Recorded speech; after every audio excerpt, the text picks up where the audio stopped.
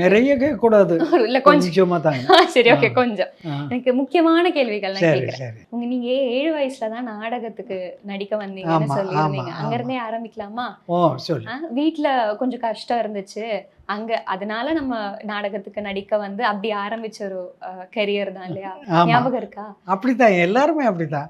வீட்ல வந்து கொஞ்சம் வறுமை இருக்கிறதுனால தான் அவங்கள எப்படியாவது முன்னுக்கு கொண்டாரணும்னா, அப்போ படிப்புக்கு அவ்வளோ இம்பார்ட்டன்ட் குடுக்கல.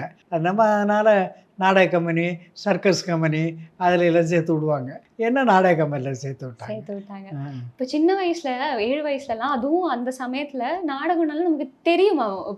உங்களுக்கு அந்த சமயத்துல நாடகம்னா என்ன? நடிப்பு எப்படிங்கிறதெல்லாம் அங்க போனதுக்கு அப்புறம் கத்துக்கிட்டதா? இல்ல அதுக்கு முன்னாடியே நமக்கு அதுக்கு முன்னாடி எப்படி தெரிய ஆ. முடியும்? தெரியறதுக்கு சான்ஸே இல்ல. வீடு ஆமா. அங்க போனதுக்கு அப்புறம் தான் வாத்தியாருங்க அவங்க எல்லாம் படிப்பே அங்க போய் தானே சொல்லிக் குடுத்தாங்க. 7 வயசுல நான்லாம் எந்த பள்ளிக்கூடத்துல போய் படிச்சிருக்க முடியும்? அதாவது எங்களை எல்லாம் ஒரு மண்ணு மாரி கொண்டு போய் விட்டாங்க. அவங்க ஒரு ஒரு அழகான ஒரு பொம்மை மாரி எங்கள ஆக்குனாங்க. ஆக்குனாங்க. அங்க.